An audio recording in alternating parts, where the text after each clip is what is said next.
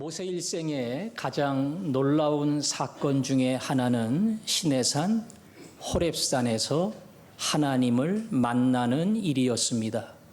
더군다나 모세야 모세야 자기의 이름을 불러주시는 장면이야말로 잊을 수 없는 놀라운 일이었습니다. 모세의 이 장면은 오늘 성경 3장과 4장 중반에 걸쳐 한 장 반에 굉장히 자세히 기록될 만큼 그렇게 일생과 이스라엘 출애굽의 아주 중요한 내용입니다. 하나님은 모세에게 말씀하시기를 애굽 이집트의 압제에서 부르짖는 그들을 내가 구원해 내리라. 그리고는 명령하기를 바로 너를 보내어 이스라엘 백성을 건져내는 해방자, 구원자로 삼으리라. 그렇게 말씀하셨습니다. 모세가 그 황당하고 말도 안 되는 이야기를 받아들일 수가 없지요. 하나님, 이게 무슨 얘기입니까?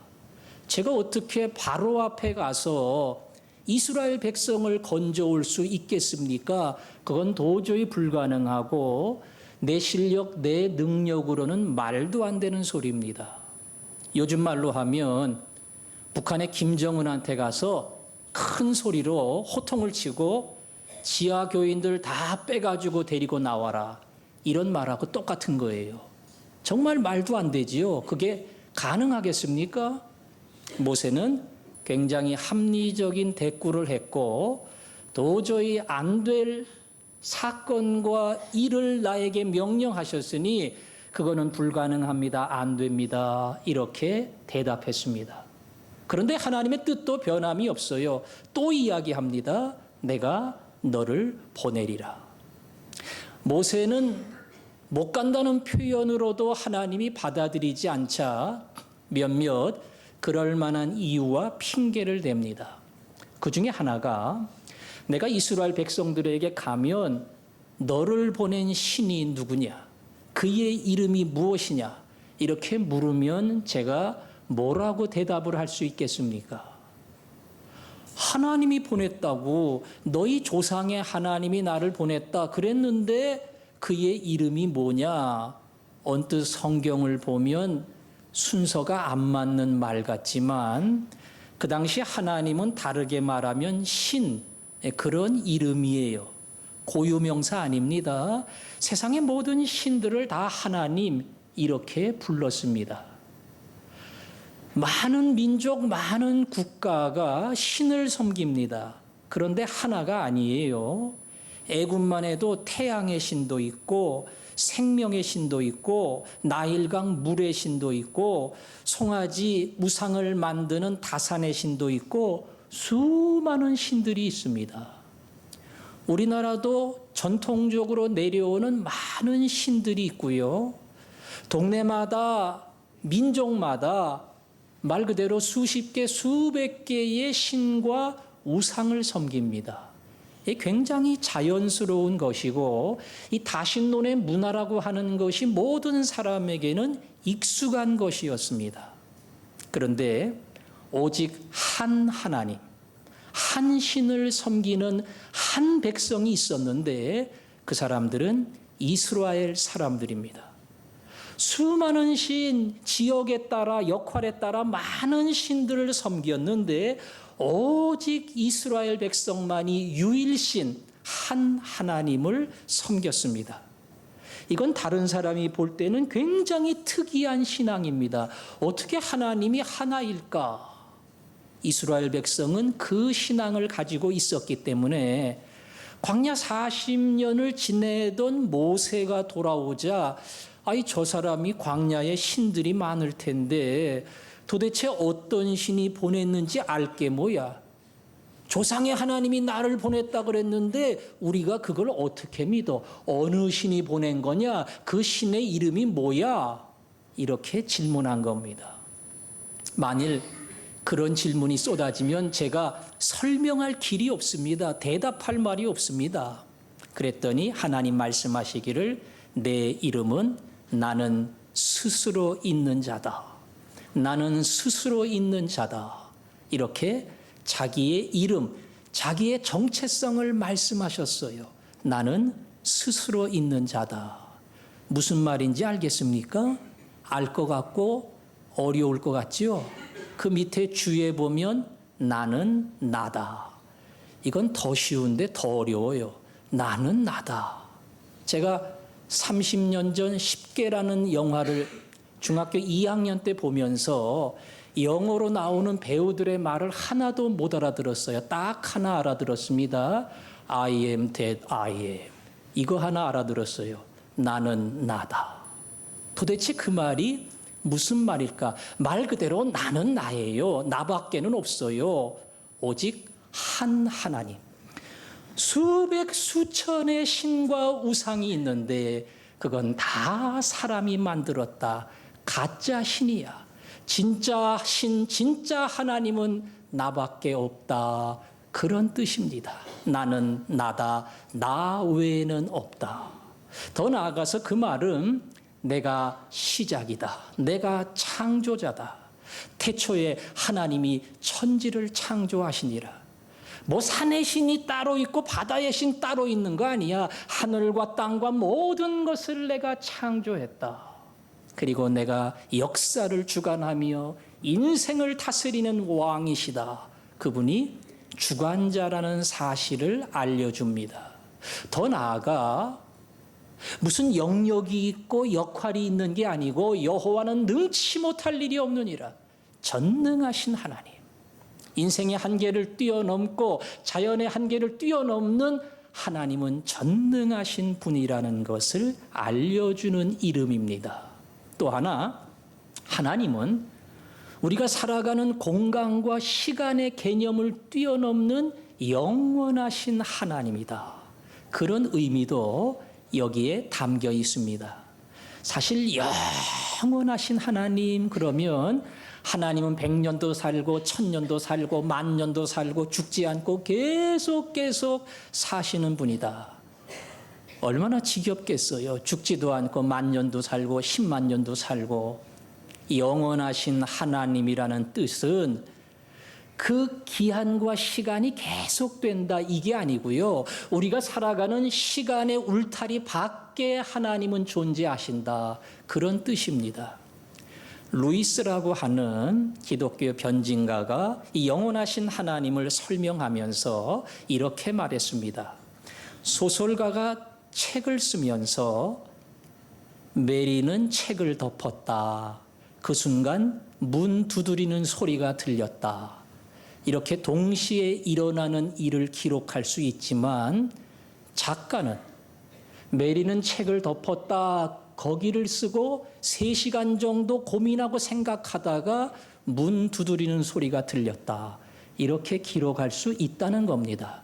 왜냐하면 작가의 시간은 소설의 시간하고 완전히 다르거든요. 그러니까 소설에 나타나는 공간과 시간이 작가를 맬 수 없습니다. 마치 하나님의 영원하심은 이와 같다. 혹자는 하나님이 그렇게 바깥에서 우리의 모든 것, 우리의 미래를 안다면 만일 내가 무엇을 행할 만한 내일의 자유의지가 없는 거 아니냐. 그렇게 묻는 사람도 있다.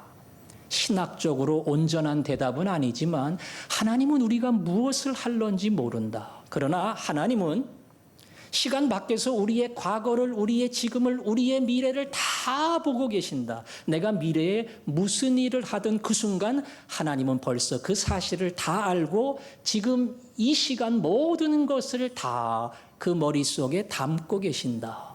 그것이 하나님의 시간, 영원하신 하나님이다. 설명이 제대로 됐는가 모르겠습니다. 나는 스스로 있는 자다. 이 간단한 이름 속에 창조주 하나님, 그리고 주관자 하나님, 전능자 하나님, 영원하신 하나님, 그 위대한 하나님의 모든 본성과 속성이 이 안에 다 들어가 있습니다. 그래서 모세에게 이야기한 이 하나님을 잘 안다는 것, 그게 얼마나 중요한 것인지 모릅니다. 어디를 가서 교회 다닌다면서요? 당신이 믿는 하나님은 어떤 분입니까? 이렇게 물어보면 당황하지 않고 내가 믿는 하나님을 설명할 수 있어야 됩니다. 하늘과 땅을 창조하고 모든 것을 다스리시고 역사와 인생을 지배하시는 한 분 하나님. 나는 그 하나님을 믿는다. 여러분, 왜 태어났습니까? 아버지와 어머니가 만나서 내가 태어났습니다. 그러나 진정 나의 출생의 이유는 나를 창조하신 하나님께 있습니다. 뭐를 위해 인생을 방향 잡고 살아갑니까?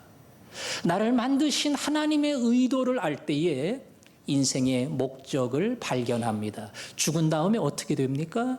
알파와 오메가이신 하나님을 알 때에 죽음 이후에 또 다른 세계도 우리는 발견할 수 있습니다.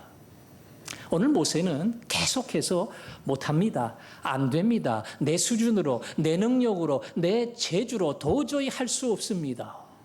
그때 하나님은 나는 이렇다. 내 이름은 이렇다. 나는 창조주며 구원자다. 자기가 어떤 분인가를 계속 이야기합니다. 무슨 뜻입니까? 우리가 내 문제, 내 생각, 내 사건 이걸 붙들고 있으면 해결 안 돼요. 거꾸로 하나님이 누구신가? 내 인생을 다스리시고 내 삶을 주관하시고 역사를 지배하시고 그리고 온 세상의 주인 되신 하나님이 누구인가? 그 하나님을 묵상하고 그 하나님을 발견할 때에 거기에 답이 있습니다. 하나님은 말 그대로 나의 구원자며 창조자입니다. 어려움과 문제가 있을 때마다 하나님 내 문제, 내 고민에 빠져 있지 않게 하시고 이 고민과 문제를 뛰어넘는 위대하신 하나님을 나로 보게 하여 주옵소서. 그 하나님을 볼 때마다 내 상황과 내 사건과 갈등의 모든 요소를 뛰어넘는 하나님이 능력을 여러분에게 주실 줄로 믿습니다. 하나님은 이렇게 자기 이름을 설명하고 하나 더 설명을 했습니다. 이스라엘 백성에게 가서 나는 너희 조상의 하나님, 아브라함의 하나님, 이삭의 하나님, 야곱의 하나님이라고 해라. 이건 또 무슨 뜻일까요? 이미 앞에서 나는 스스로 있는 자다 자기 이름을 밝혔어요. 그런데 그 다음은 그거로 끝나지 않고 가서 아브라함의 하나님, 이삭의 하나님, 야곱의 하나님이라고 얘기해 줘라. 이스라엘 백성들은 500년 전 그들의 선조인 아브라함에 대한 이야기를 들어서 알고 있습니다. 갈대아 우르에서 우상을 섬기던 그 집안에 하나님 찾아가셔서 아브라함의 아버지와 아브라함을 불러내시고 이 가나안 땅 홀로 갈 바를 알지 못하고 나와 머물게 하시고 여기서 이삭과 야곱과 12아들 12지파를 통해 우리의 민족을 만드셨으니 하나님은 불러내신 하나님, 이곳에 문을 열어주신 하나님, 이스라엘 민족이 있기까지 그 시작과 역사를 책임지신 하나님. 이스라엘 백성들은 그것을 들어서 알고 있고 그 과거 역사 속에 찾아오시는 말 그대로 다가오시고 실존하시는 역사의 주인이신 하나님, 그 하나님을 알고 있습니다. 앞에 하나님의 이름을 얘기할 때 그 하나님은 하나님의 본성, 하나님의 속성, 전능자이며 주관자이며 창조자이신 그 하나님을 설명하는 것이라면 뒤에 아브라함과 이삭과 야곱의 하나님이다. 이 말은 우리의 삶에 찾아오시는 하나님, 역사 속에 찾아오시는 하나님, 그리고 간섭하시는 하나님, 내 경험으로 만나며 아버지를 통해 만나고 할아버지를 통해 만나는 하나님, 이렇게 삶에서 부딪히는 하나님을 고백하는 말입니다. 아마 우리 성도들 가운데 3대째 예수를 믿는 그런 가문이 있을 겁니다. 혹 4대째 예수 믿는 집안이다. 그런 분도 있을 겁니다. 우리 집안은 5대째 예수를 믿습니다. 혹시 그런 집안도 계시는가요? 제가 그런 집도 만나본 적이 있어요. 우리 할아버지의 할아버지.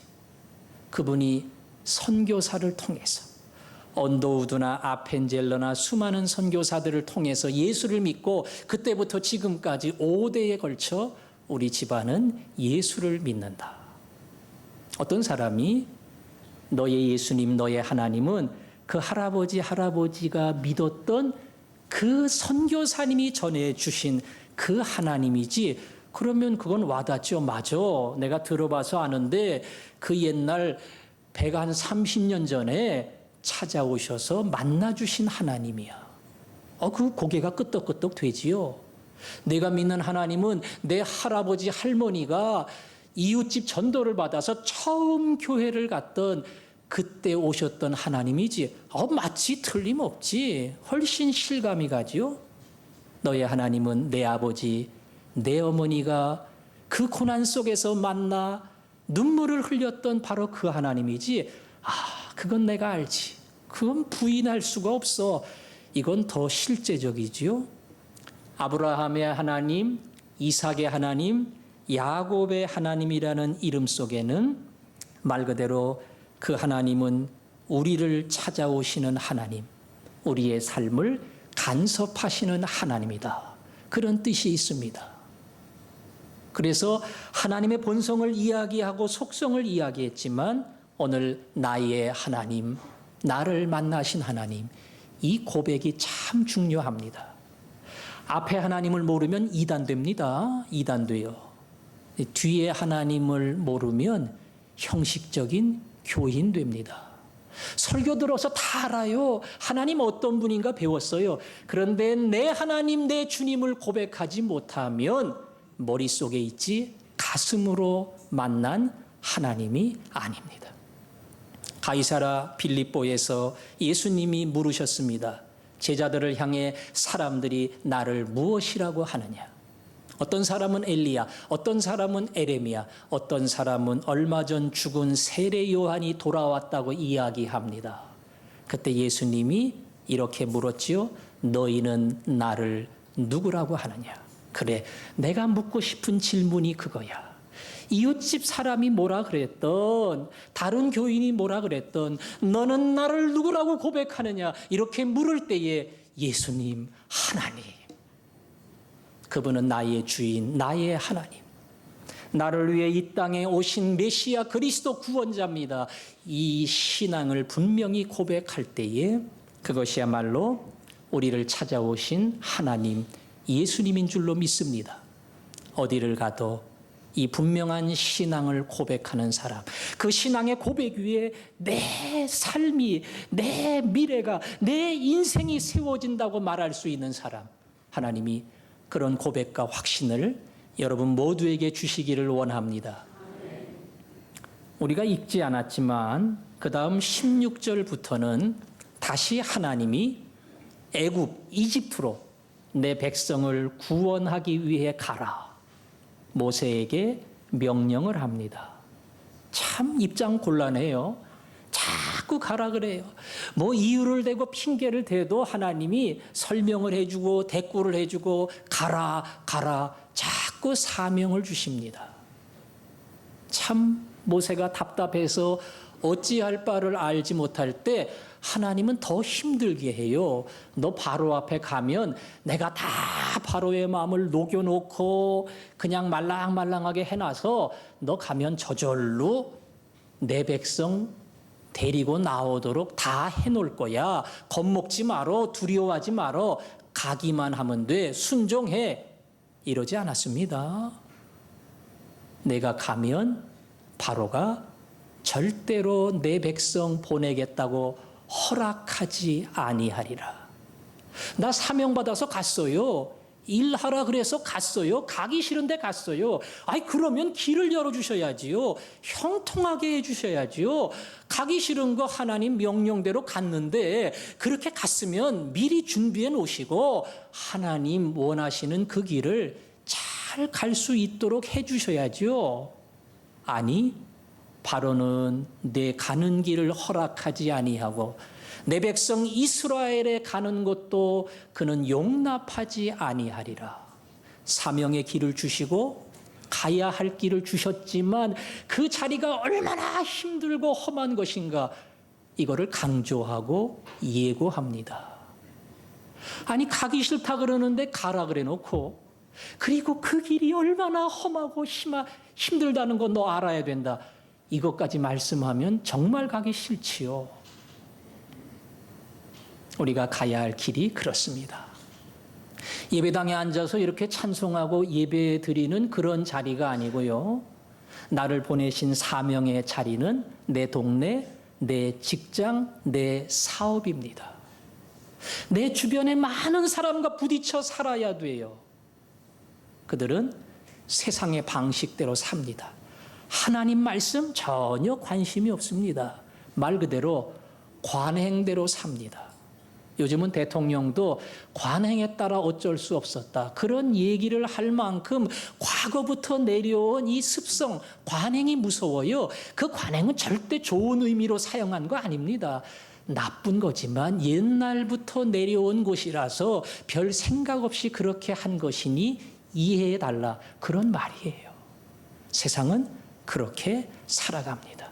그 물결이 아주 거셉니다. 거슬러 올라가기 힘듭니다. 바로에가 가면 바로가 얼마나 강한지 얼마나 센지 절대로 너를 보내지 아니하리라. 너 이거 각오하고 가야 한다. 우리의 사명의 자리가 힘들고 어렵다는 거 생각하고 가야 됩니다. 예배당에 모여서 그저 예배드리고 찬송 부르고 기도하는 게 아니라 우리는 꼭 가야 돼요. 단지 거기서 그 흐름 속에 섞이지 아니하고 하나님을 믿는 믿음의 사람으로 거슬러 올라가야 됩니다. 겁만 주고 끝내지 않았고요. 하나님은 이렇게 말합니다. 허락하지 아니하리라. 너희를 용납하지 아니하리라. 그런데 결론은 그겁니다.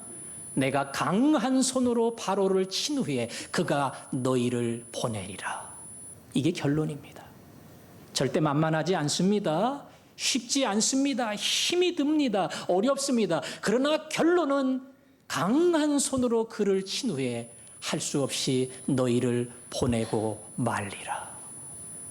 이게 하나님이 우리 인생을 향해 주신 결론입니다. 승리의 약속. 과정은 힘들고 과정은 어렵고 견디기 너무나 괴롭다 할지라도 그 마지막 너희의 자리는 승리가 되리라. 나갈 때 그냥 가지도 아니하고 애굽 사람으로부터 은과 금과 많은 물품을 취해서 의복을 만들고 보물을 삼고 나가게 되리라. 사업하다가 조금 힘들어요. 근데 끝은 잘 된대요. 할만 나요? 자신이 없어요. 할만 나지요. 그룹의 총수가 이거 중소기업인데 한번 해봐. 한 2년, 3년 힘들지만 한번 해봐. 만약 하다가 안 되면 내가 전부 책임질게. 할만해요? 어려워요? 할만하지요. 아니, 다 책임진다는데 뭐 죽는 힘으로 해보다가 안 되면 회장님이 다 물어준다는데 뭐 겁날 거 있겠어요? 근데 지금 잘 돼. 잘 풀려. 수입이 괜찮아. 근데 끝은 장담 못한다. 그러니까 알아서 잘해봐. 아, 이건 겁나지요. 지금 잘 되다가 나중에 망하면은 큰일 나는 거 아니겠어요? 오늘 하나님의 약속은 그겁니다. 힘들다, 어렵다. 그러나 힘들고 어려운 그 길을 가다 최후의 나의 손길, 나의 능력, 하나님이 함께 하심, 그리고 구원하심, 너희의 하나님, 나의 하나님이라 고백할 수 있는 그날을 주시고 믿음으로 말씀대로 갈 때에 반드시 승리를 너에게 약속하리라. 이건 뭐 지나가는 이야기지만요. 이런 말이 있어요. 어느 목사님이 등반을 갔다가 미끄러져 굴러 떨어졌습니다. 낭떠러지로 그냥 막 미끄러지다가 다행히 소나무 하나를 붙잡고 매달렸습니다. 잘못하면 소나무도 꺾여서 죽을 판이에요. 위를 향해 거기 누구 없어요? 누구 없어요? 막 소리를 질렀습니다.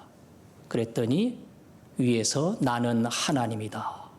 내가 너를 도와주리라. 얼마나 반가운지요.